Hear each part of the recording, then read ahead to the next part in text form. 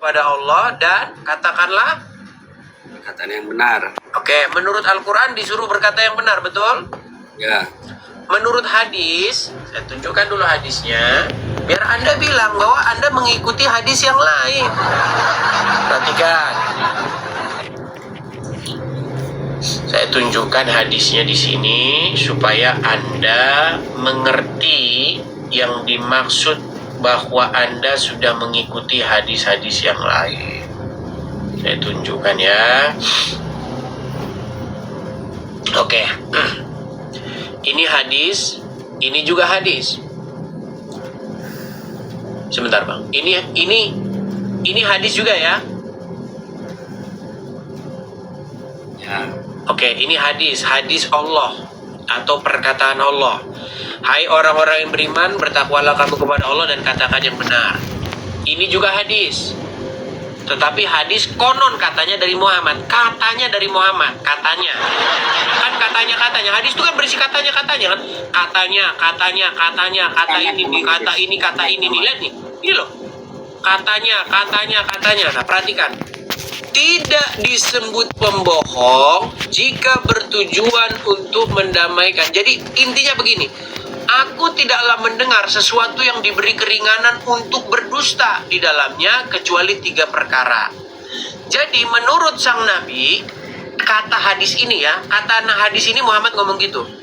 Bahwa Nabi berkata boleh berdusta di dalam 3 perkara, setuju? Ya, benar. Nah, menurut hadis yang dari Allah, janganlah kamu katakan selain daripada yang benar, betul? Nah, pertanyaan saya, bertentangan nggak hadis Allah dengan hadis yang konon katanya kata Muhammad? Ya, kalau ayat ini dengan hadis yang itu memang bertentangan. Nah, berarti bagaimana klaim Anda tadi yang mengatakan bahwa hadis datang mau membenarkan apa yang ada di hadis Allah? Ada ayat yang lain yang menyatakan untuk keringanan untuk berbohong itu. Makan babi aja, yang tadinya haram ketika di hutan tidak ada apa-apa lagi selain babi untuk dimakan. Kalau Anda tidak makan maka Anda akan mati. Boleh makan babi. Baik, Jangan saya kasih contoh lagi. Nggak apa-apa, kita kasih contoh yang paling banyak ya Bang ya. Sekarang. Sebentar, Silakan. Ini Allah memberikan kelonggaran tetapi masih dilihat apakah kalau diberi kelonggaran ini manfaatnya akan lebih besar daripada mudorotnya atau mudorotnya. Mudorot itu maksudnya ketidakgunaan, kerugian. Apakah keuntungan lebih besar daripada kerugian yang akan kita dapat kalau kita berbohong? Baik. Kan seperti itu. Nah, kalau keuntungannya lebih besar, dimaafkan untuk berbohong itu karena demi capai keuntungan yang lebih besar, yaitu mendamaikan orang yang sedang berselisih. Oke. Berarti boleh berdusta dalam perkara-perkara tertentu. Misalnya seorang suami pada istri atau istri kepada suami. Ya, Boleh berdusta. Baik. Nah, makanya saya bilang, akibat dari mereka membuat hadis-hadis yang semisal Quran, makanya kalian sudah berada di dalam kesesatan yang nyata. Saya kasih tunjuk, Bang. Coba, saya kasih tunjuk. Ini ada Quran surat An-Nahl, ayat 105. Coba bacakan, Bang. sungguhnya yang mengada-ngadakan kebohongan hanyalah orang yang tidak beriman kepada ayat-ayat Allah. Dan mereka itulah pembohong. Nah, coba.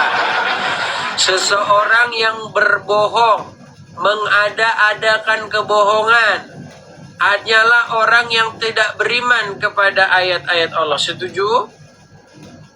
Jangan membisukan diri, Bang. Tenang.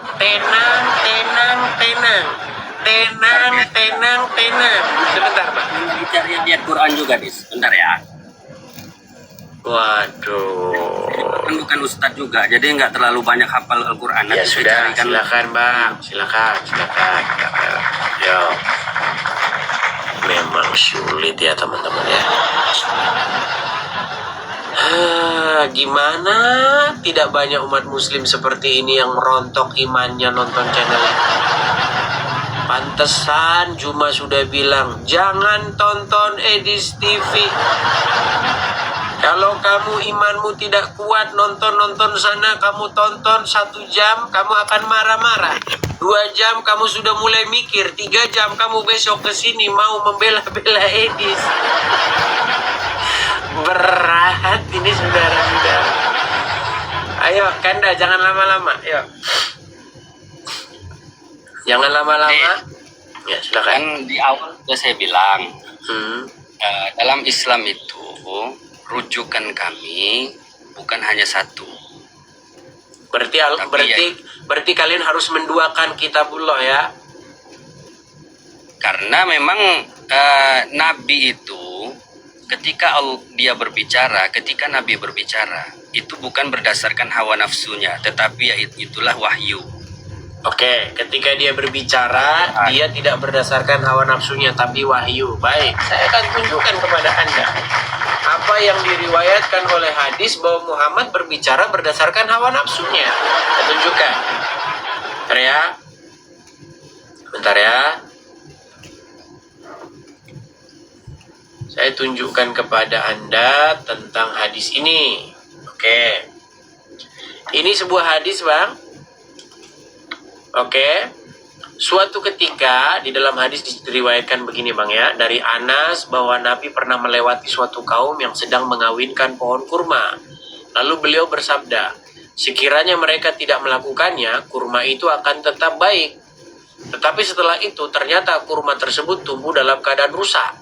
Hingga suatu saat Nabi melewati mereka lagi dan melihat hal itu, beliau bertanya, ada apa dengan pohon kurma kalian? Mereka menjawab, bukankah Anda telah mengatakan hal ini dan hal itu? Beliau bersabda, kalian lebih mengetahui urusan dunia kalian. Baik, akibat ini dicatat dalam hadis riwayat Muslim nomor 4358. Akibat daripada mengikuti perkataan Muhammad yang katanya tidak berasal dari hawa nafsunya, mereka gagal panen nggak?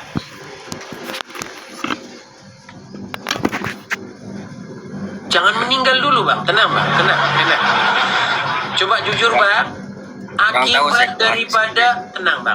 Akibat daripada mengikuti perkataan baginda Nabi, mereka mengalami kegagalan panen, betul? Tersebut tumbuh dalam keadaan rusak. Ya. Oke. Ini loh, judulnya aja, Bang, lihat, Bang. Kisah Nabi Muhammad yang pernah salah kepada petani kurma. Apa salahnya sang Nabi? Dia bilang, dia ajarin petani kurma itu untuk tidak mengawinkan benang sari dan putik. Abang tahu benang sari dan putik nggak? Ya, tahu. Nah, biasanya itu kan kalau alamiah, biasanya kan kupu-kupu atau kumbang yang nempelin mereka kan. Nah, mereka buat itu manual.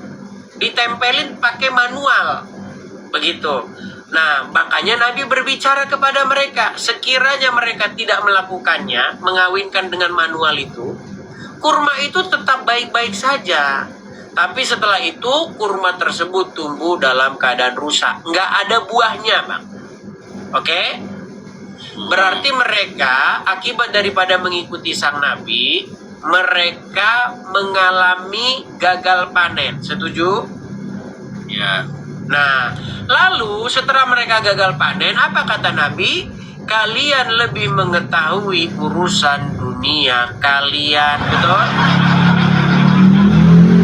Nah, berarti di sini sang Nabi salah ngomong, setuju?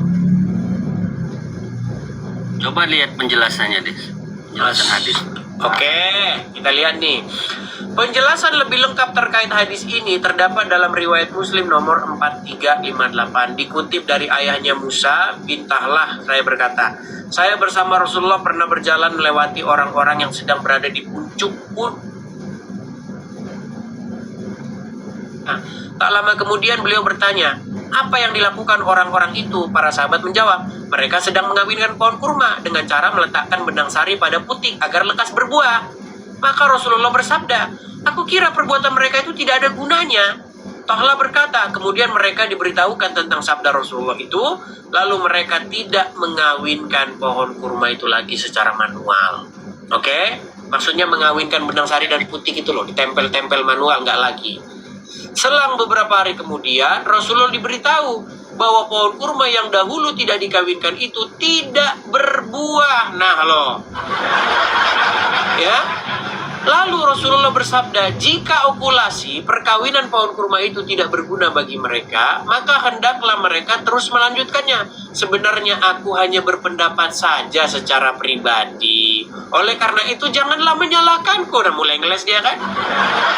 Jangan menyalahkanku karena adanya pendapat pribadiku, tetapi jika aku diberitahukan kepada kalian tentang sesuatu dari Allah, hendaklah kalian menerimanya karena aku tidak pernah mendustakan Allah. Nah, berarti waktu Muhammad di sini ngomong, berarti dia salah, setuju? Ya. Nah, padahal kamu berkata, sesungguhnya apa yang terucap daripada mulut sang Nabi tidaklah berasal dari hawa nafsunya, melainkan berasal dari apa yang diwahyukan. Setuju? Saya jelaskan kembali ya, Dis ya. Mana? Yang akan apa yang sesungguhnya yang diucapkan Nabi Muhammad itu adalah wahyu, bukan dari hawa nafsunya. Itu yang terkait agama. Itu kan tadi kan terkait dunia, makanya ditutup oleh Rasulullah di situ, sesungguhnya kalian lebih mengetahui tentang dunia kalian. Berarti kalau urusan dunia Muhammad tidak tahu, betul? Iya dong. Oke, kalau urusan dunia Muhammad tidak tahu. Baik. Masing-masing. Baik. Tapi kalau Baik. Nabi Muhammad itu loh. Oke, baik. Saya akan bacakan kepada kalian surat Al-Isra. Perhatikan ya. Saya bacakan dulu. Pokoknya saya hantam terus kalian dengan Al-Quran sendiri. Perhatikan. Baik. Pernah Anda mendengar, janganlah kamu mengatakan sesuatu jika kamu tidak memiliki pengetahuan tentangnya, sebab sesungguhnya apa yang keluar dari mulut kalian akan dipertanggungjawabkan. Pernah dengar ayat itu? Ya. Oke. Kalau memang sudah dikatakan janganlah kamu mengatakan sesuatu kalau kamu tidak memiliki pengetahuan tentangnya. Nah, di situ Muhammad memiliki pengetahuan nggak tentang perkurmaan? Ya itu kan hanya pendapat, Dis. Astaga, saya ulang lagi nih. Janganlah kamu mengatakan sesuatu jika kamu tidak memiliki pengetahuan tentang sesuatu tersebut. Setuju? Setuju. Nah, Muhammad mengetahui nggak soal kurma? Ya, di hadis itu tadi Nabi Muhammad tidak mengetahui. Tidak mengetahui, tetapi dia mengatakan sesuatu nggak tentang sesuatu yang dia sendiri tidak ketahui sebenarnya? Ya. Nah, berarti dia melanggar Al-Quran nggak? Ya. Bela terus. Iya, Dis kata gua kan iya. Oke, berarti sang Nabi melanggar Al-Quran. Ya, mungkin. Astagfirullah. Saya naikkan dulu satu orang muslim nih. Sang Nabi sudah melanggar Al-Quran katanya. Kalau ketahuan Ustadz nanti bahaya Anda ini. Coba silakan Junaidi. Sang Nabi melanggar Quran kan? Junaidi. Halo Junaidi. Halo. Ya, Halo, Muslim halo. Bang. Makasih Bang Oh, iya. Odi. Abang Muslim. Iya benar. Oke. Coba Bang nyalakan kamera karena ini Kanda Muslim ini berkata bahwa kemungkinan besar Muhammad katanya melanggar isi Al-Qur'an. Silakan. Anda setuju? Tapi nyalakan kamera dulu Junaidi, silakan. Bisa nyala. Saya bantu Nggak dari bisa sini. Saya sudah bantu, saya sudah kirimkan permintaan kepada Anda untuk menyalakan kamera. Oke.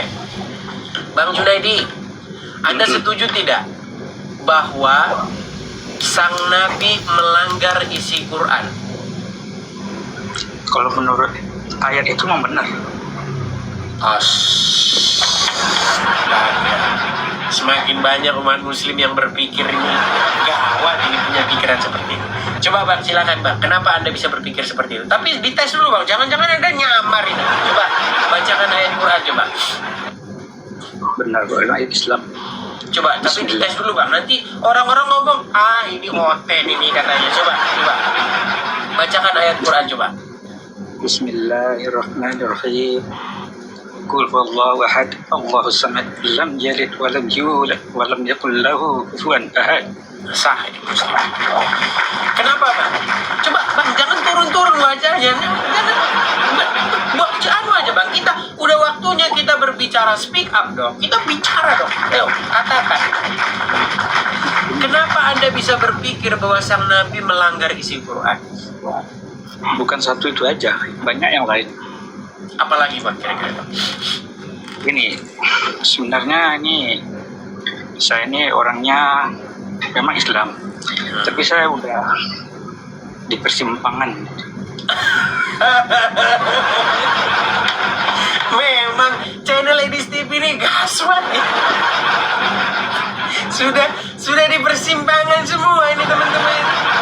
Coba Bang, yuk Bang, cerita-cerita, kami pengen dengar lah Bang, yuk gimana nih Bang? Gimana nih? Ya itulah. Tapi saya sebenarnya nggak mau nih wajah saya kelihatan di sini. Ya separuh gitu aja Bang, nggak apa-apa. Hidungnya aja, nah gitu ya, silakan. Ayo, silakan. Nanti dipersekusi ya, silakan. Udah 2 tahun udah di persimpangan. Yang membuat Anda berpikir bahwa sang Nabi itu melanggar isi Al-Quran itu Anda bilang bukan itu saja, apalagi coba?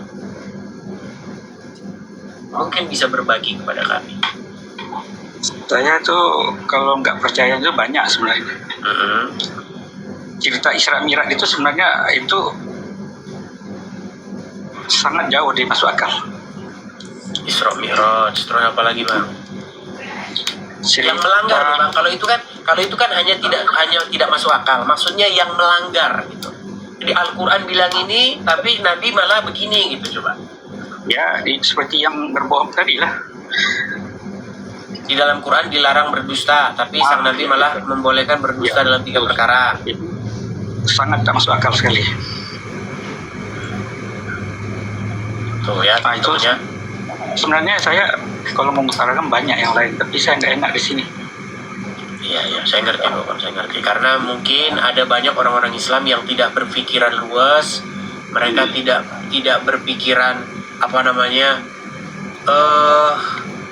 sesuatu yang agak sedikit modern begitu, mereka biasanya tuh sukanya persekusi tuh Pak. Pokoknya beda sedikit, di mana rumahmu, alamatmu mana, saya laporkan kamu polisi.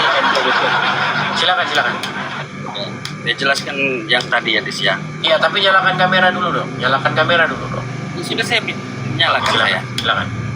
Jadi setelah saya Selamat malam. Jadi setelah saya Bang baca Edis. Iya, silakan Kanda dulu. Al-Quran ini kan tadi ayat Al-Quran surat berapa yang surat itu ya. Tuh Kanda Muslim, kalau bicara sambil Anda keluar dari aplikasi, kami nggak dengar. ya surat ya yang mengatakan bahwa janganlah kamu katakan yang kamu tidak mempunyai ilmunya.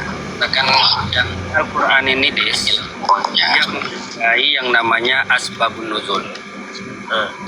Asbabun nuzul itu sebab-sebab turunnya Al-Quran. Nah, pada saat Nabi Muhammad itu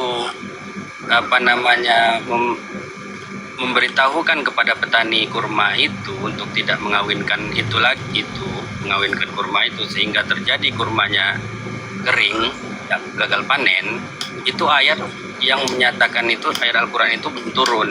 Nah, itulah penyebab ayat Al-Quran itu turun. Mulai deh. mulai. Karena Al-Quran ini bukan seperti Injil dan Taurat. Injil dan Taurat ini kan turunnya langsung seperti Taurat saja, langsung turun dalam berapa hari gitu. Taurat itu langsung turun gitu loh. Nah, kalau Al-Quran ini kan dia turunnya berangsur-angsur sesuai perjalanan dakwah Nabi Muhammad. Coba itu Turunnya terdapat di Quran surat berapa itu? Kenapa, Dis? Itu terdapat di Quran surat berapa? Apanya? Yang janganlah kamu mengatakan sesuatu yang kamu tidak memiliki pengetahuan tentangnya.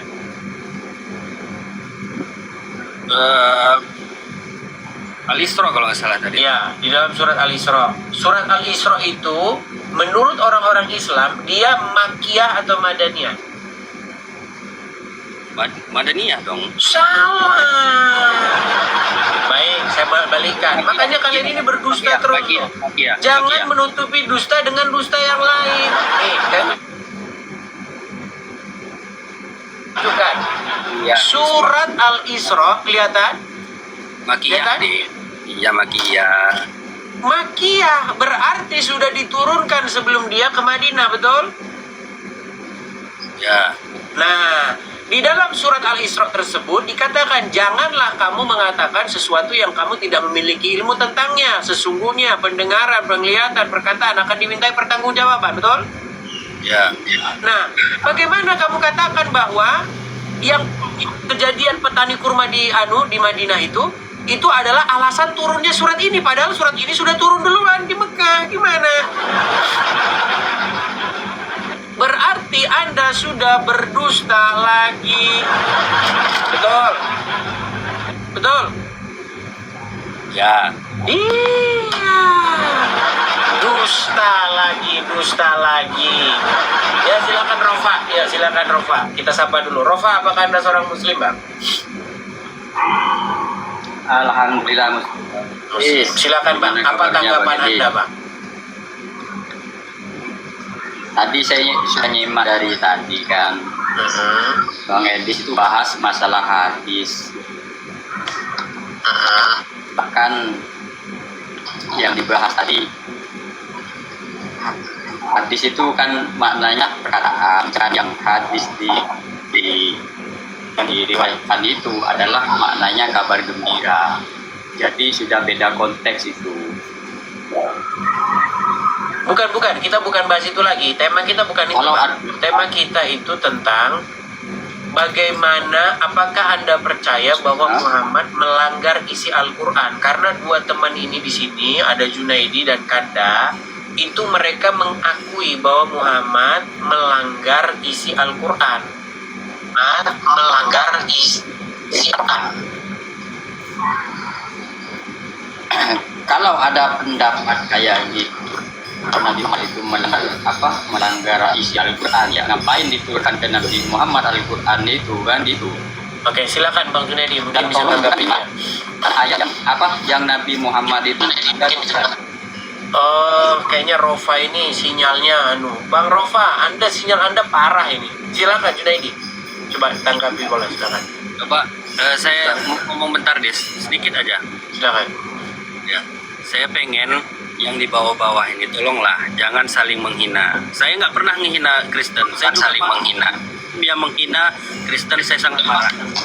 Sebentar, ini Tolong kayaknya jangan Serofa saya turunkan dulu ya, karena sinyal dia jelek. Itu ya. Silakan Kanda. Tolong yang bawah ini jangan menghina gitu. Saya paling benci juga dengan Muslim yang menghina agama Kristen. Saya paling benci juga. Kita di sini diskusi, bukan mau menghina Nabi atau Tuhan kita. Itu. Tolong yang bawah jangan menghina ya. Oke, coba.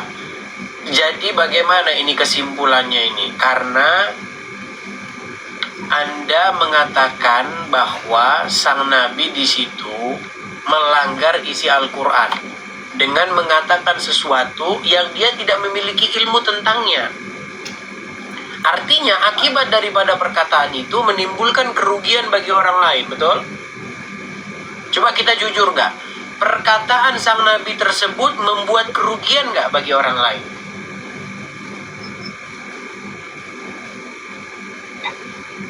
Ya jelas kan? Jelas. Kita jujur-jujur aja mengaku itu. Dan di situ jelas sekali, bahkan dia mengaku salah. Bahkan judulnya saja, judul daripada artikel ini mengatakan kisah Nabi yang pernah salah nih loh. Saya balikan ya. Kalau dari judulnya saja kita sudah tahu kok ini dia nggak membela-bela Nabi sendiri nih. Saya balikin ya. Kelihatan? Sebentar. Nih, kisah Nabi Muhammad yang pernah salah kepada petani kurma. Berarti dia bersalah nggak kepada petani kurma di sini? Ya, Iya. salah. Kenapa kita harus tutup-tutupi? Coba. Saya menurut juga. Memang salah. Nabi Muhammad memang salah. Nabi Muhammad juga sudah mengaku salah. Cuman gini deh.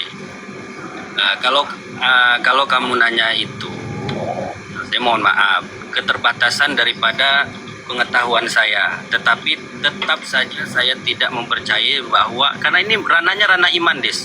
Kalau sudah mentok, saya akan kembalikan kepada iman saya. Nabi tidak akan pernah yang namanya melanggar Al-Quran. Dia tetap salah ya, tapi tidak pernah akan melanggar Al-Quran. Ya, coba bagaimana tanggapan Anda, Bang Junaidi? Ya, karena Yang dikatakan tidak melanggar, coba silakan. Gimana, Bang? Berdosa aja juga ada deh. Berdosa, Nabi pun berdosa. Orang yang sesat. Tuh. Nabi pernah ditegur sama Allah. Dia sudah mengharamkan apa yang dah dihalalkan. Itu Edi sering bahas itu. ya, memang Nabi kita itu sebagai tanda bahwa Nabi kita itu Maaf, Kanda. Kan, Saya maaf. ada satu peristiwa Nabi ayat Al-Quran yang dihapus itu ada. Pernah Ada. dengar nggak? Al-Quran yang pernah dihapus. Ada. Itu Al-Quran itu dari mana Al-Quran itu datangnya? Itu kalau ditelusuri, Al-Quran itu adalah iblis yang menyamar dari malaikat. Bisa Nabi tatam. Coba bayangkan. Itu ayat itu dikonsumsi oleh Nabi selama 13 tahun. Selama 13 tahun baru dihapus ayat itu oleh Allah di kepalanya, dihilangkan di kepalanya. Coba pernah dengar nggak itu? Ya, itu mengenai Quranik itu. Nah, tuh. Allah aja pernah salah. Allah aja tak pernah konfirmasi bagaimana itu ayat itu bisa di kepala Nabi selama 11 tahun atau 13 tahun. Baru dikonfirmasi ayat itu dihapus, dihilangkan di kepala Allah, di kepala Nabi. Yang menulis buku itu namanya Salman Rushdie, dan karena buku itu dia diburu oleh kaum muslimin. Iya, tapi itulah ayat ada di Al-Quran. Saya pernah Ada. satu ayat. Ayat itu ada. Makanya judul buku itu berjudul Ayat-Ayat Setan. Judul buku ini berjudul Salman Rushdie. Apa itu ayat yang dihapus itu? Isinya apa? Tahu nggak? Yang Kanda deh. Apa isi ayatnya? Menyembah apa? Itu Orang tentang apa? Tentang apa? Menyembah bulan. Saya Nabi itu tunjukkan ya. salah menyembah bulan itu. Nah, itu ciri isi Al-Quran yang dihapus itu. Nih, ini bukunya, Bang. Kalau Abang mau baca, buku ini bagus ya, Bang ya. Buku ini sangat menggemparkan. Makanya Ya, saya bilang, tapi kalau orang-orang memang gini, Bang. Orang itu ada tahap-tahapnya kok. Kalau orang betul-betul menggali kebenaran, orang Islam yang cari kebenaran, dia benar-benar mau berpikir secara rasional, dia nggak mau ngikut-ngikutin katanya-katanya. Saya bilang tadi, saya orang di simpang berjalan. Banyak betul kalau kita kritisi semua ceramah itu. Kalau kita kritisi, mau aja lah kita mengkritisi. Itu banyak nggak masuk akal, banyak dongeng, banyak kebohongan di situ. Selama ini kita kan tidak ada mau mengkritisi. Kita sami'na wa ata'na aja. Apa yang keluar dari mulut para kiai ulama, nggak pernah mengkritisi.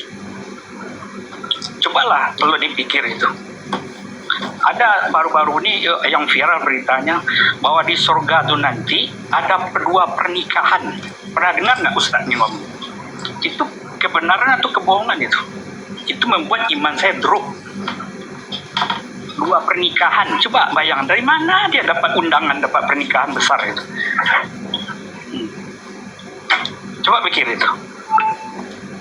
Coba Katanya sang Nabi mau menikah dengan Siti Maryam. Iya betul. Ada satu lagi Nabi Isa. pinter-pinter nyari ustadz aja, Bang Junaidi. Itulah pembodohan umat. Membuat iman orang yang kritis akan anjlok. Semua orang-orang kritis. Tapi kalau orang yang nggak kritis itu dia baik-baik aja, betul-betul aja. Dia bilang tuh betul-betul aja itu. Coba kritik, dari mana datangnya ada pernikahan di dalam surga? Kalau kita cermati semua ceramah di Ustadz Baca Abdul Somad, katanya Israel itu tidak dimusnahkan, itu jalan ke surga katanya. Maka tidak dimusnahkan. Betul nggak dengar ceramah Pak Ustadz Abdul Somad? Kenapa itu Israel itu tidak dimusnahkan? Jadi kalau dimusnahkan Israel itu kamu pakai apa? Masuk surga? Itu Mungkin katanya. kita dengar dulu ya. Mungkin dia belum dengar nih, coba ya. Nah, itu coba dengar. Pernikahan Nabi Isa. Jadi nanti insya Allah nanti dari kemudian ada pernikahan di surga. Oh, Ada 2 pernikahan aja ya. Ya Allah. Pernikahan siapa, Bos? Pernikahan Nabi Isa bersama Ratu Asia. Itu beneran. Ya. Ada nanti kisah-kisah di surga. Ada 2 pernikahan. Pernikahan pertama, yang kedua adalah pernikahannya Nabi besar Muhammad SAW. Mau tahu sama siapa? Siapa? Siti Maryam.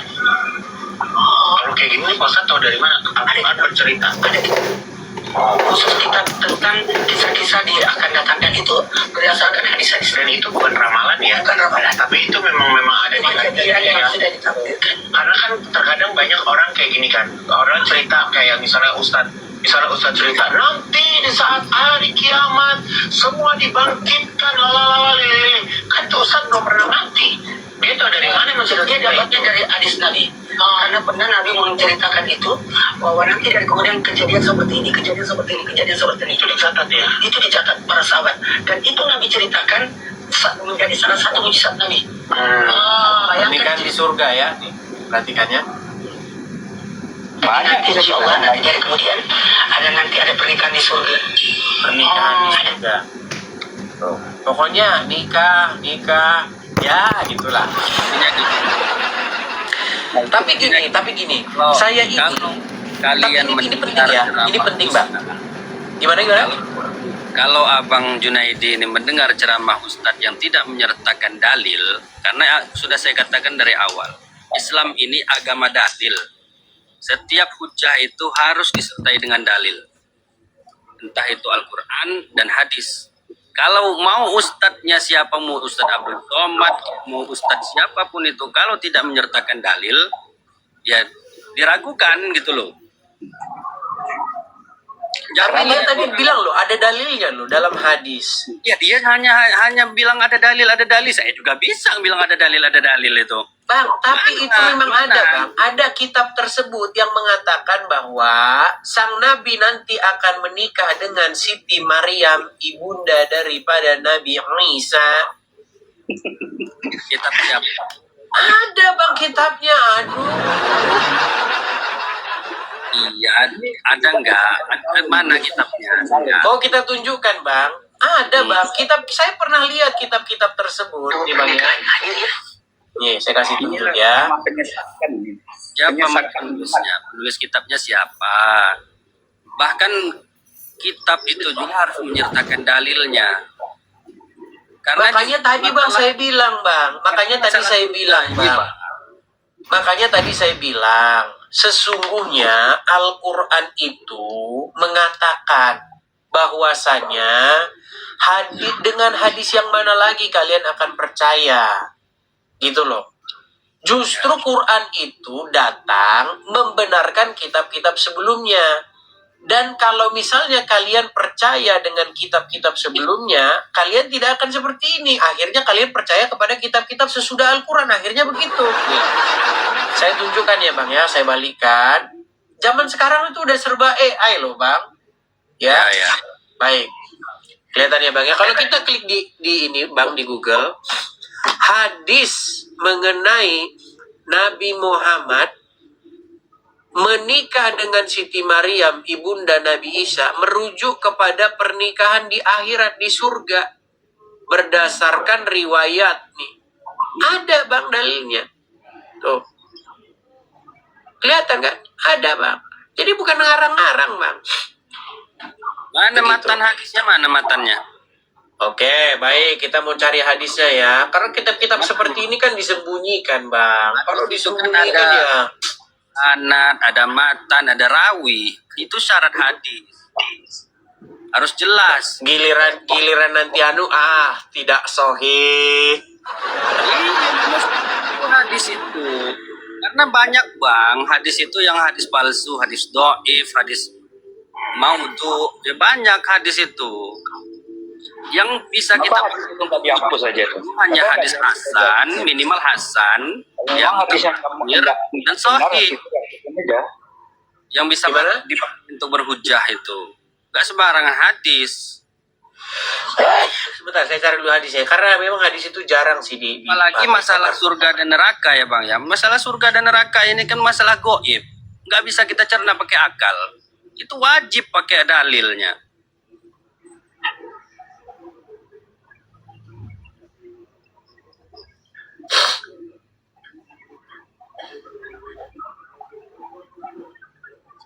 Bentar ya bang ya. Tapi intinya saya pernah baca lah hadis itu. Coba mungkin ada yang, aduh kenapa sih dong saya ini? Ada yang punya kitabnya begitu, karena saya tidak menemukan sih kitab tersebut ada di Google. Tapi kitab itu memang ada yang menulis demikian. Di akhirat itu nanti Nabi itu akan menikah dengan Siti Maryam. Ya. Ada dalilnya nggak di kitab itu? Pas Ada, abang ada kitabnya. Cuman seperti yang saya bilang tadi bang, makanya begini, umat muslim sekarang itu mereka mengikuti kitab-kitab yang datang sesudah Al-Quran. Begitu loh. Tapi percayalah, yang saya maksudkan begini.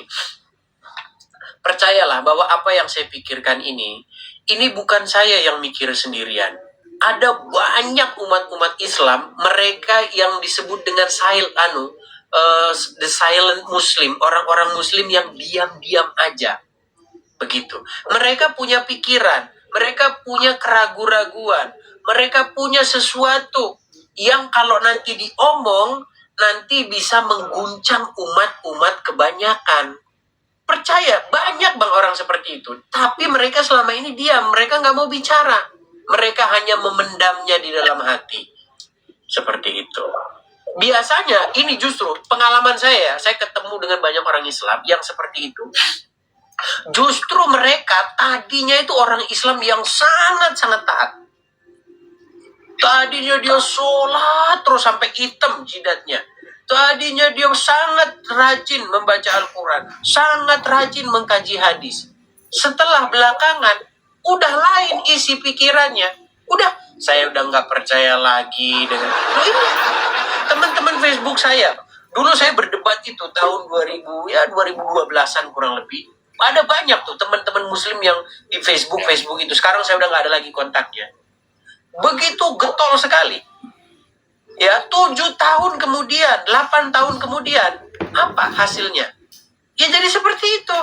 Quran itu tidak bisa kita yakini kesejarahannya. Kita hanya mengambil ibroh saja dari dalam. Banyak, Mbak.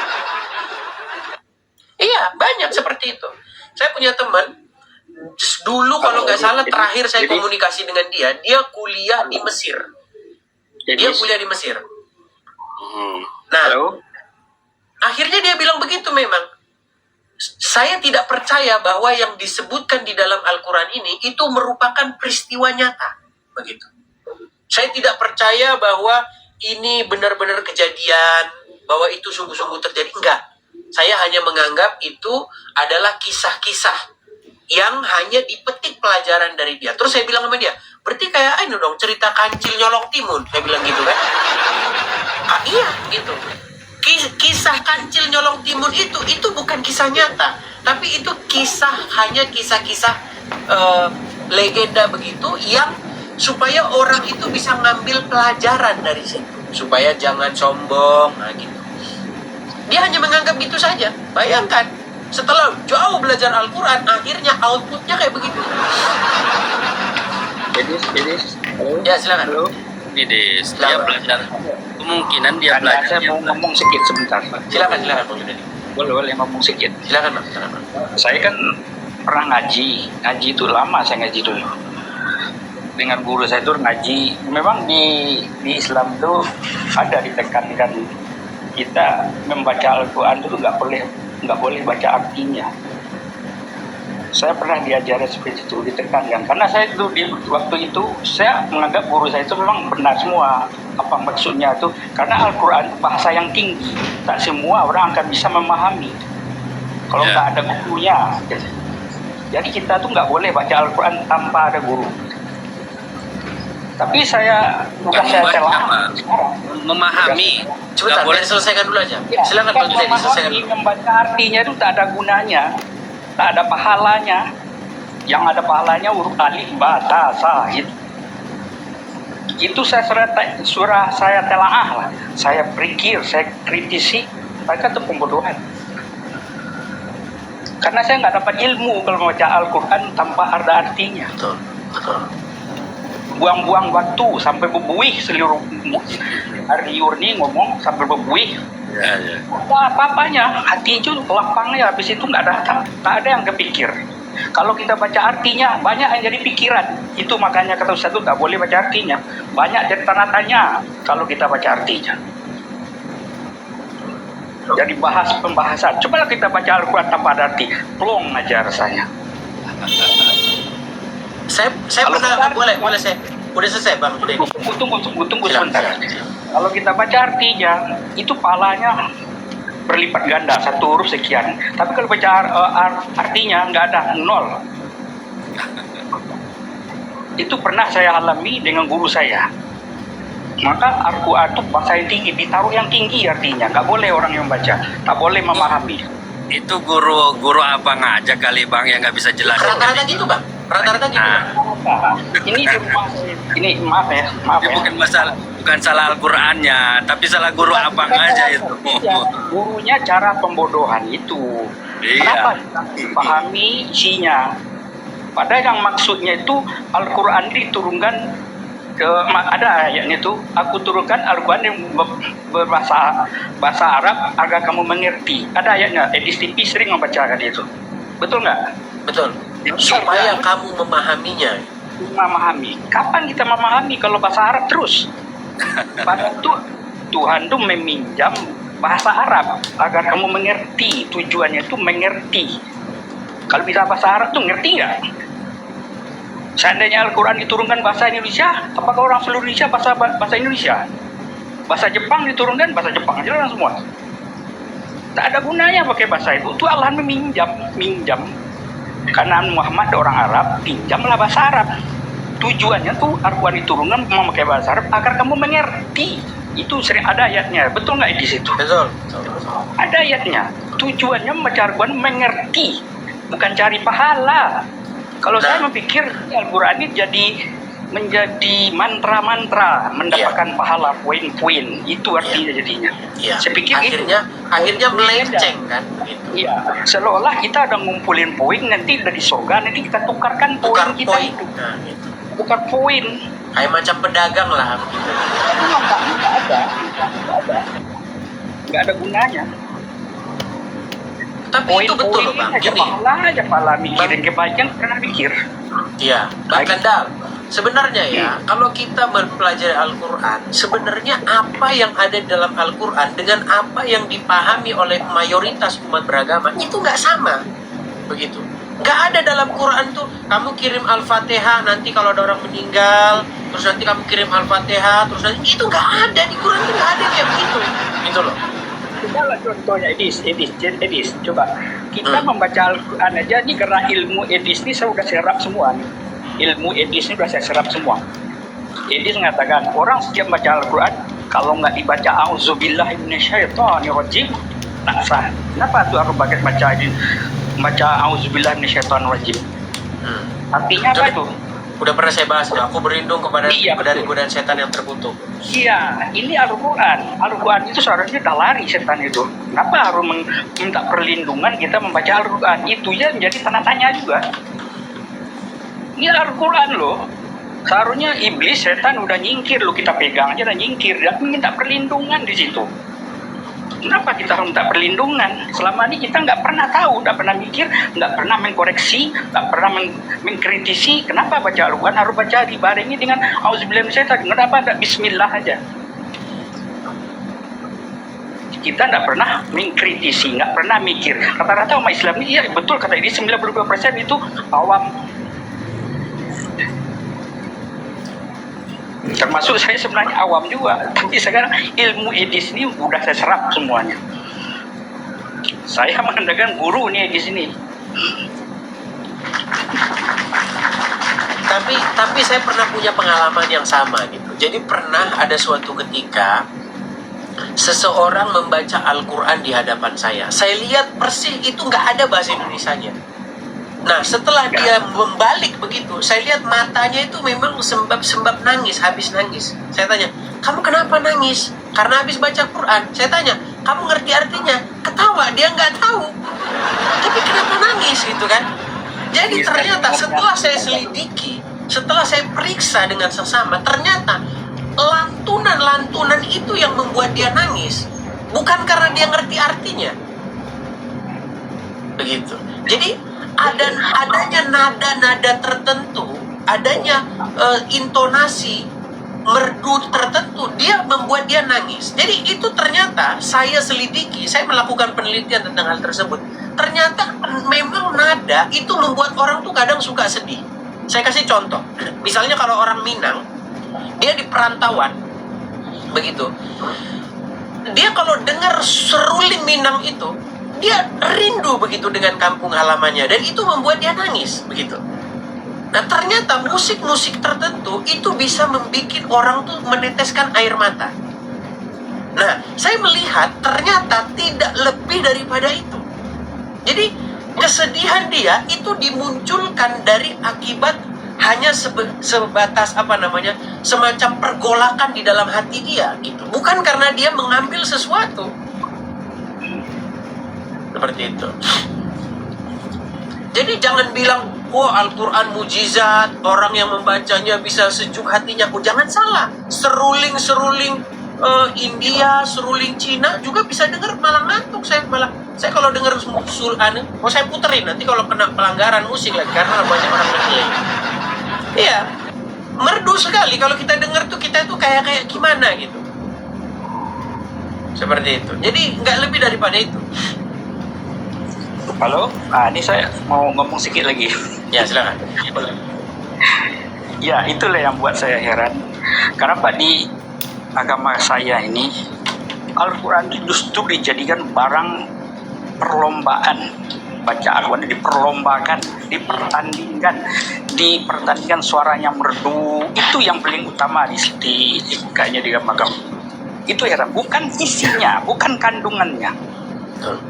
Apa gitu? Yang disuarakan oleh ulama-ulama tuh MKQ itu, apa tuh yang diperlombakan? Kemerduannya. Tapi saya lihat di Islam itu yang utamakan. Tapi saya lihat di Kristen nggak pernah begitu. Kenapa? Di Kristen nggak ada. Itu satu tanya-tanya juga. Jauh ketertinggalan kami. Mungkin orang Kristen baca Alkitab paham, kami baca Al-Quran tidak paham.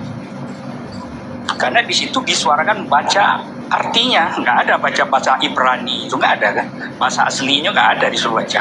Itu apa? Ya.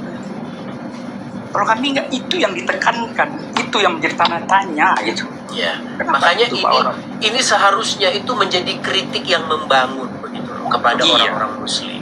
Supaya apa? Supaya janganlah kebiasaan-kebiasaan yang salah ini terus-menerus begitu loh. Makanya saya sering bilang kan, marilah kita membiasakan yang benar.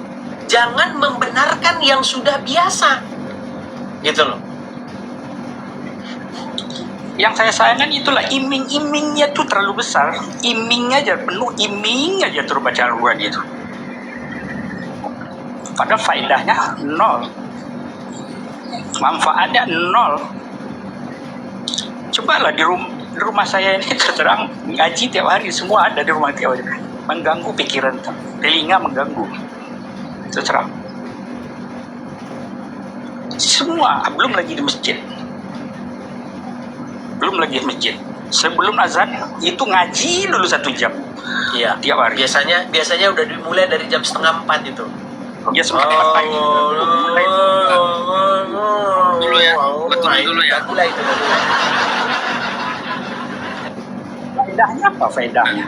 Saya saja buat Bang Junaidi yang memang masih dalam masih dalam perbatasan katanya tadi, carilah ustadz-ustadz yang memang nggak benar gitu, karena banyak juga kok ustadz yang nggak benar juga banyak kok. Itu yang merusak. Nah, jadi jangan disalahkan Islamnya, tapi orangnya ustadznya. Nah, Iya, jadi ustadz itu kalau kan sumbernya kan dari sana. kalau mau saran ustadz dari saya, chat aja ke ke inbox apa gimana gitu. Nanti saya sarankan ustadz yang memang Saya ustadz udah saya seleksi semua tuh. Kalau ustadz yang garis lurus tuh kafir namanya. Ada ustadz garis lurus itu kafir kan. ya udah turun dulu ya. Oke lah. Oke lah. Baiklah, Bang Junaidi juga saya turunkan ya. Kita kasih kesempatan kepada yang lain ya, Bang ya. Iya, terima kasih. Oke, sama-sama Bang. Sama-sama. Saya mau bercerita banyak sama itu. Ya, nanti Abang dipersekusi lagi, Bang. Saya mau cerita banyak, tapi nggak enak di sini. Iya, tapi Bang pasti nanti banyak yang terima info. Kau tinggal 5 hari. Oke. Turunin dulu saya gimana cara turunnya. Oke lah, saya turunkan ya dua-duanya ya. Oke. Ya. Oke, makasih Bang Junaidi, makasih Bang Kanda ya. Ya itulah teman-teman ya, percayalah teman-teman. Orang seperti Bang Junaidi dan Bang Kanda tadi itu ya, bukan cuma 1-2 orang, ada banyak orang-orang Islam tuh yang sudah mikir sampai sejauh itu. Tapi mereka nggak berani bersuara. Karena apa? Takut. Iya, mereka diam-diam. Yang kita sebut dengan sebutan silent majority. Banyak jumlah. Tapi mereka tidak berani bersuara. Ya, seperti itu. Banyak orang yang mempertanyakan. Makanya teman-teman, sekitar mungkin 8 tahun yang silam ya, saya itu ngobrol yang begitu. Jadi banyak orang teman-teman, dan sampai sekarang juga ya, mereka itu kasih tahu sama saya, setelah saya mendengar apa yang Anda omongin itu, semua yang selama ini saya percaya itu berubah semua, putar haluan. Begitu. Ngeri teman-teman ya. Oke, kita kasih yang berikutnya ada Abizar. Silakan Abizar. Tapi ngemeng-ngemeng sudah jam 9 nih teman-teman. Kita kasih naik ada ini Abizar, coba Abizar. Oke, Abizar. Silakan Abizar.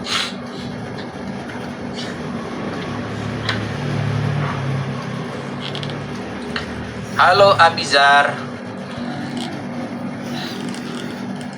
Abizar. Oke, Abizar nampaknya sinyalnya kurang bagus, jadi kita turunkan dulu. Kita kasih naik yang berikutnya ada Ikram Firmansyah. Silakan Saudara Ikram. Selamat malam Ikram. Oke, hari lagi kita kasih naik Falmi. Ya, Saudara Falmi. Turun lagi. Kita kasih naik yang berikutnya ada Pemikir Ketat. Ya, silakan. Pemikir Ketat. Kalau dari nama-namanya nih saya seneng orang yang punya kayak gini-gini nih, jalan pikiran kayak gini. Seneng saya. Saya bahkan mau menghabiskan waktu saya seharian ngomongin yang orang mikir-mikirnya lain gitu loh. Silakan. Pemikir Ketat, nyalakan kamera Anda. Oke.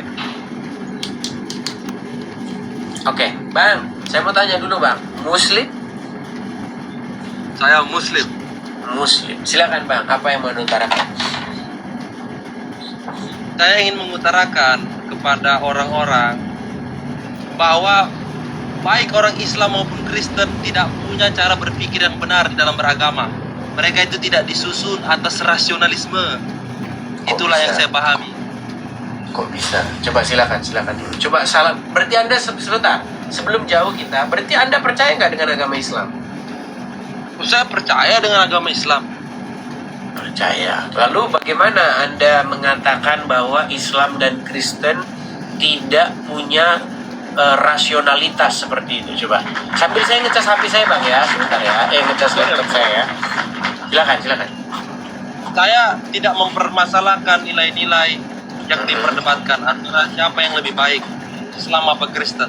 Tetapi orang Islam ataupun Kristen tidak mendasari metodologi yang tepat di dalam menjalankan agama mereka. Mereka itu ketika beragama, mereka itu tidak didasari oleh susunan atau aturan logika-logika. Sehingga mereka agama itu betul-betul atas kesadaran. Oke. Saya Sebentar, sepakat kok. yang ingin saya tanyakan kepada Anda itu, logika yang Anda maksud itu yang bagaimana? Saya karena begini Bang, gini. Kristen adalah orang-orang yang menjadi pengikut daripada Sang Kristus atau Sang Mesias Yesus. Nah, sementara sebentar.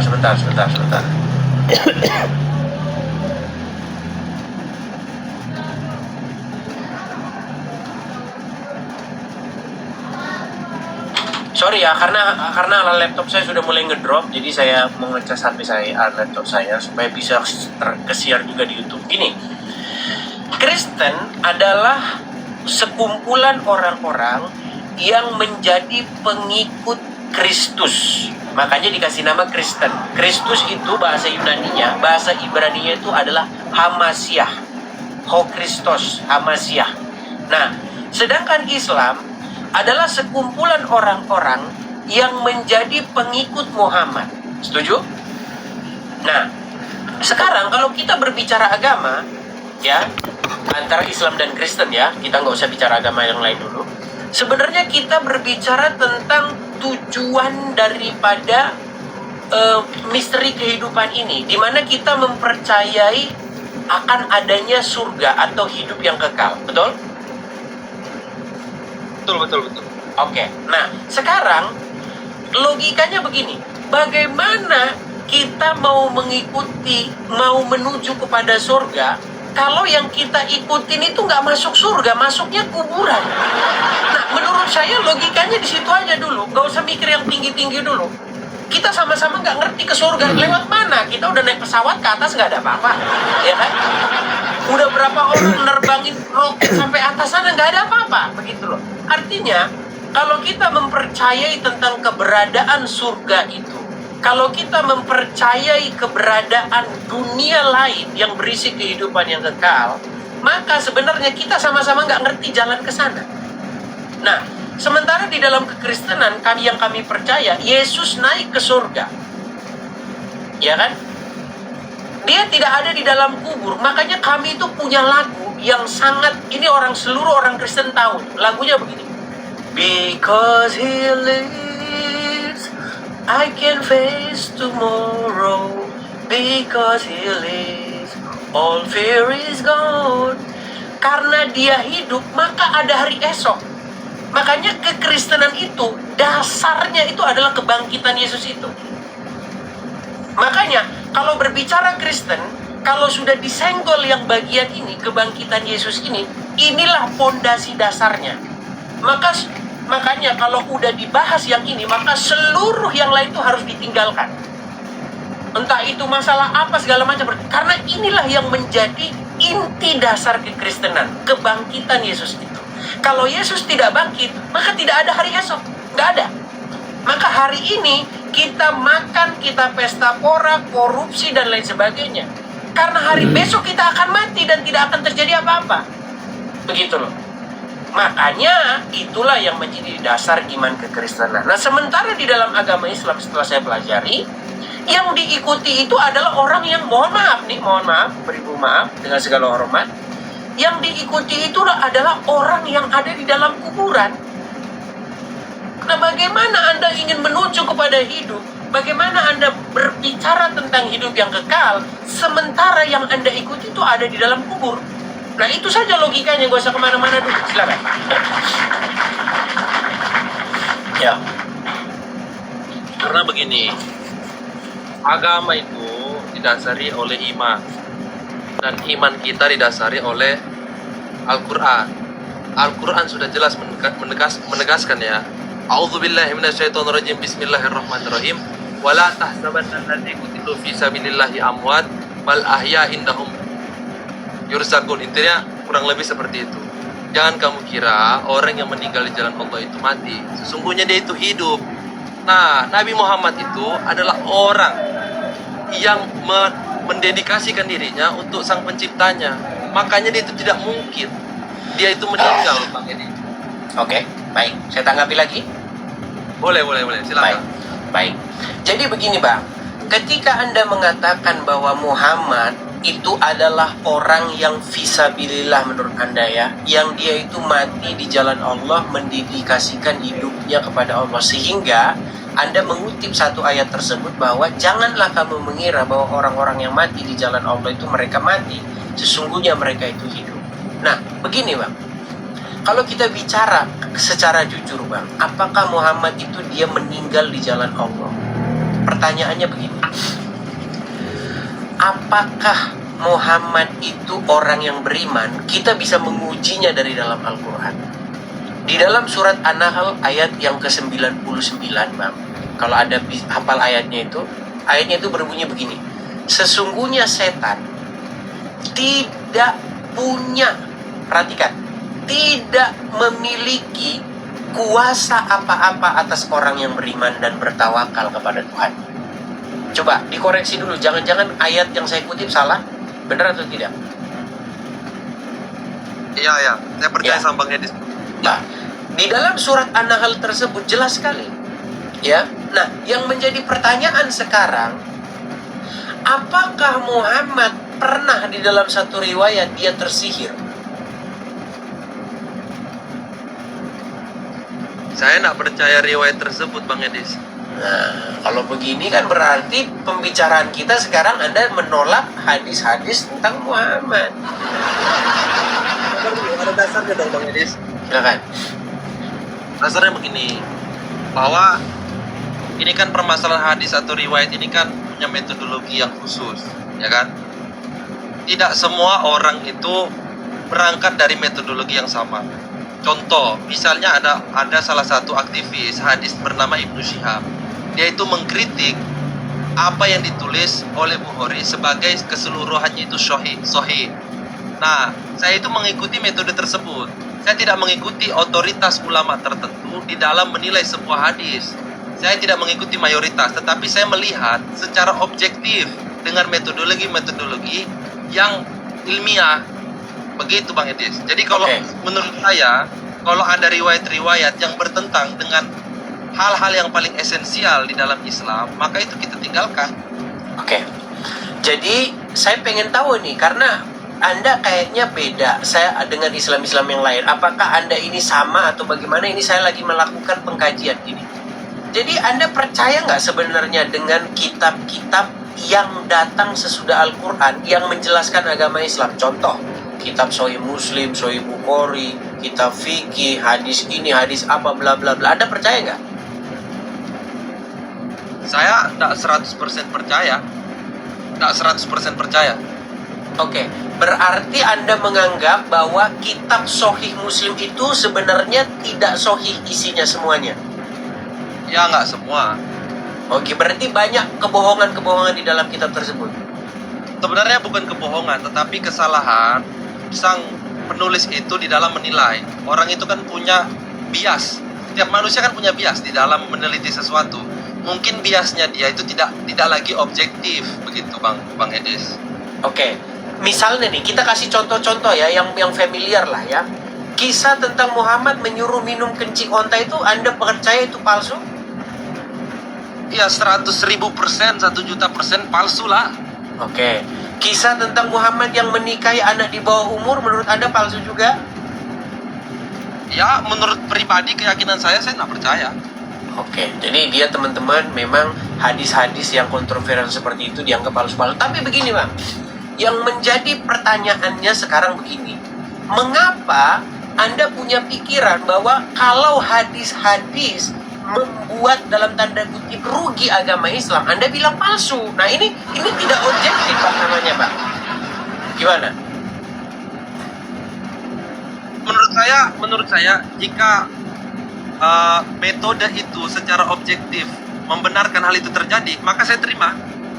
Misalnya secara metodologi penelitian hadis mengatakan bahwa Nabi Muhammad benar-benar menikahi anak umur 6 tahun. Sumpah dengan demi Tuhan saya akan percaya. Tetapi menurut berdasarkan metodologi penelitian hadis tertentu, bukan karena kita pengen milih-milih hadis, enggak, tapi karena metode itulah yang membuat kita itu tidak percaya dan itu tidak layak, Bang Edis. Oke, dengan demikian artinya kita bisa simpulkan bahwa apa yang datang sesudah Al-Quran, kitab-kitab yang datang sesudah Al-Quran itu penuh dengan yang namanya intrik-intrik atau muatan-muatan politik tertentu. Oh betul, penuh dengan distorsi dan pengelabuan. Saya tak sepakat dengan hal itu. Baiklah kalau begitu. Ya kalau sudah seperti itu berarti poin yang saya katakan selama ini kan benar. Kalau Anda sungguh-sungguh mempelajari hadis, maka Anda akan menyimpulkan bahwa di dalamnya banyak terjadi kebohongan-kebohongan, betul? Ya betul, tak masalah. Ya sudah kalau begitu Pak. Ya, tapi intinya yang saya sampaikan selama ini begitu Bang. Selama saya membaca Al-Quran, saya tidak pernah, sekali lagi, tidak pernah ketemu di dalam Al-Quran itu adanya hadis Bukhari, adanya Sahih Muslim, gak pernah ada. Tidak pernah Al-Quran itu berbicara tentang buku-buku atau kitab-kitab yang datang sesudah Al-Quran. Tidak pernah berbicara mengenai Imam Bukhari, Imam Muslim, ulama, ini gak pernah ada. Yang dibicarakan dalam Quran itu justru Musa, Isa, Abraham. Kan itu yang dibicarakan dalam Quran. Betul? Betul. Ya, iya. Dan Al-Quran berkata bahwa Quran ini datang membenarkan kitab-kitab sebelumnya. Betul. Ya, iya. Jadi makanya konsentrasi seseorang ketika membaca Al-Quran harusnya kan ke situ, ke kitab-kitab sebelumnya. Makanya sebenarnya ini jujur, coba tapi Anda mau mengakui ini nggak? Betul tidak? Tanpa membaca kitab-kitab sebelumnya, maka sulit bagi seseorang untuk memahami Al-Quran. Ya, menurut saya kitab-kitab sebelumnya itu sangat membantu di dalam penjelasan Al-Quran. Ya, saya setuju dengan itu. Karena apa? Karena ada ayat-ayat tertentu di dalam Al-Quran yang tidak akan mungkin bisa dipahami kalau dia nggak baca kitab sebelumnya, kitab Injil dan Taurat. Saya kasih contoh misalnya, Pak. Saya kasih contoh. Ini belum pernah saya angkat kayaknya isu ini. Di dalam Al-Quran itu ada ayat yang berbunyi seperti ini. Tapi kalau ini kalian baca, nggak baca Alkitab dulu, nggak baca kitab Keluaran dulu, kalian nanti pusing. Apa ini maksudnya ini? Nih, saya kasih contoh ya. Nih, mungkin kalau abang bisa bantu, itu mengenai kisah tentang Musa, yang dia itu setelah datang, itu malah dia membuat susah Bani Israel. Gimana ini? Bentar ya.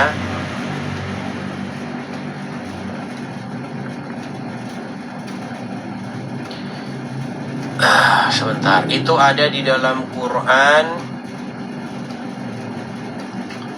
Sebentar ya. Abang bisa bantu saya? Aku device-nya cuma satu, Bang Edes. Kalau aku ada 2 device, aku pasti bisa bantu lah. Sebentar ya.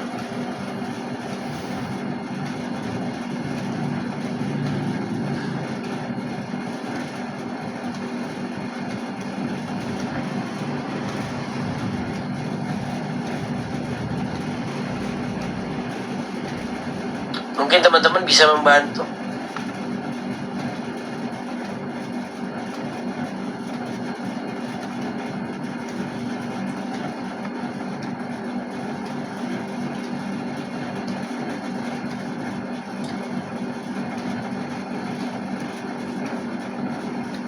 Sebentar.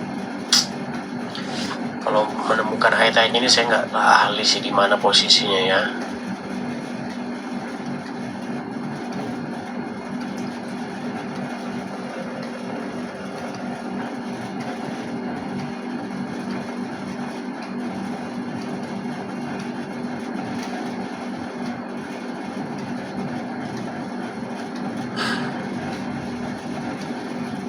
Bentar.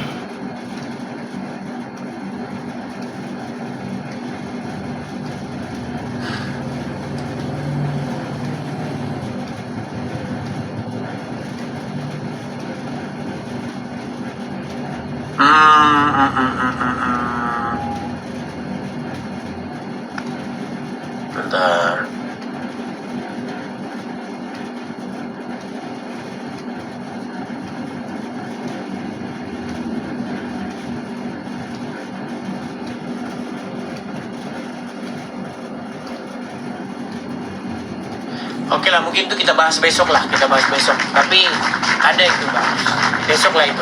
Itu ayat itu akan sulit dipahami oleh orang-orang yang tidak membaca Alkitab, gitu.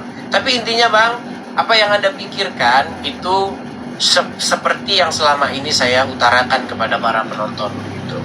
Bahwa ketika kita membaca Al-Quran, memang kita memerlukan yang namanya kitab-kitab sebelumnya supaya kita paham seperti itu. Cuman memang walaupun outputnya ya bang ya, Anda masih menjadi seorang muslim gitu. Sebentar, ada yang ngomong surat Al-Maidah 24, coba ya. Apakah benar Al-Maidah 24? Coba sebentar ya. Al-Maidah 24.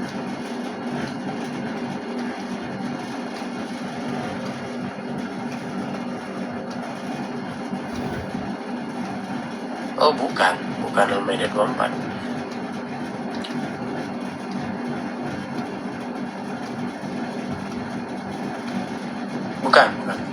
Bukan itu. Bukan. Oke lah bang, kalau begitu bang, mungkin kita beri kesempatan kepada muslim yang lain ya. Oke, Bang Edis, aku boleh ngomong sebentar nggak Bang Edis? Silakan bang. Ya, apa yang Bang Edis lakukan untuk orang-orang muslim supaya orang-orang muslim itu berpikir di beberapa dimensi, saya sangat setuju.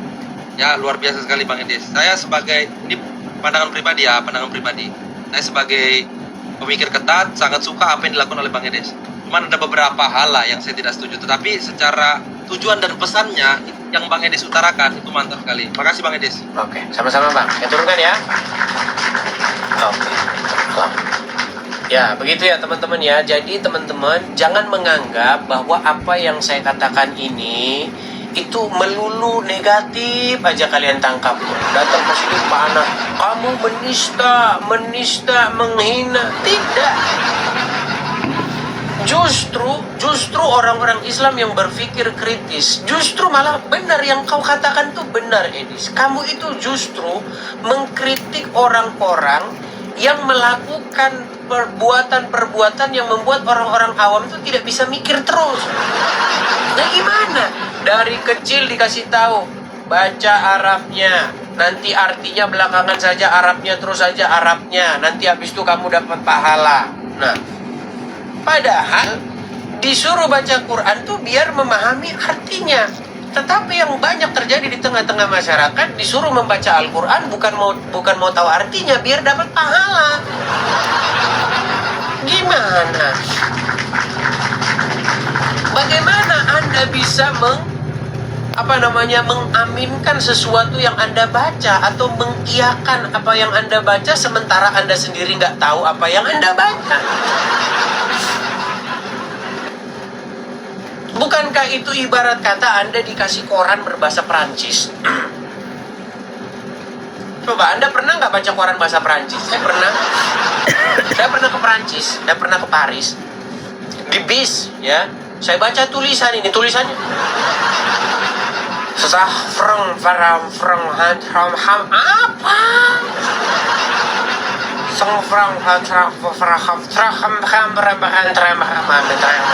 Kalau ngomong kan begitu.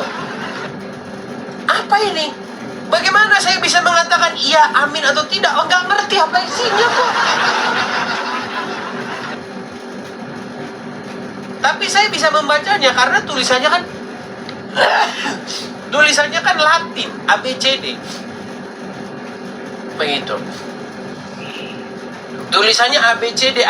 Terus saya suruh dia terjemahin. Nah, setelah diterjemahin baru saya ngerti. Waktu itu saya naik bis di halte, ya kan, di halte bis ada nenek-nenek, ya kan. Saya tanya dia, Kalau mau ke anu mana, ke apa itu, sungai apa, Seine atau apa itu, pokoknya yang di dekat menara Eiffel itu, sungai Seine atau apa.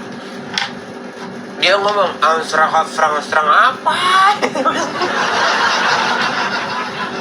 Nah itu, makanya teman-teman, bacalah sesuatu. Kalau Anda tidak ngerti itu, artinya kan ada.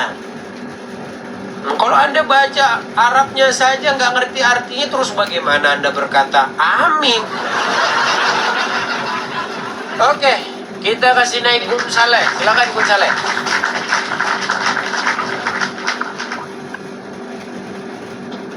Halo Gun Saleh.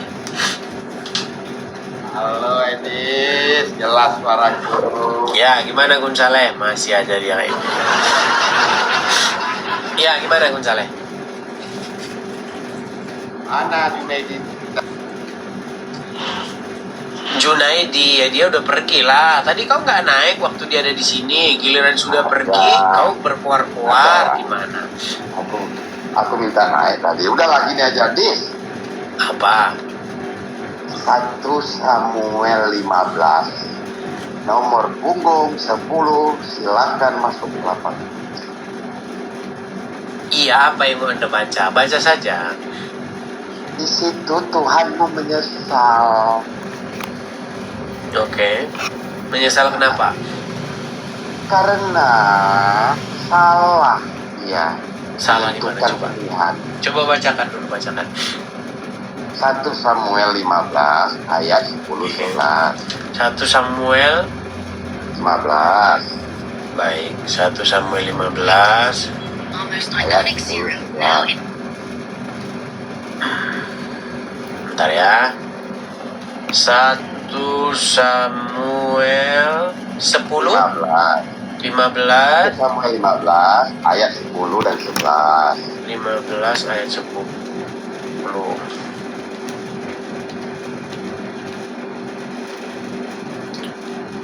Bentar ya. 10. Saya balik dulu kamera saya. Ya, masih lemot tuh. Kelihatan tuh lemot.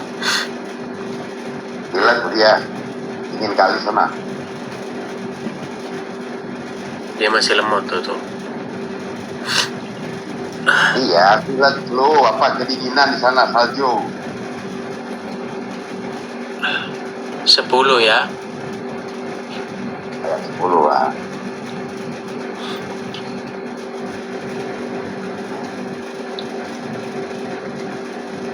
Kenapa Tuhanku menyesal? Oke. Ini Kita kan baca ayat yang ke 10. 1 Samuel 10 apa 1 Samuel 15? 1 Samuel 15 ayat 10, 1 11 Samuel 15 ayat 10. dan 11. 10.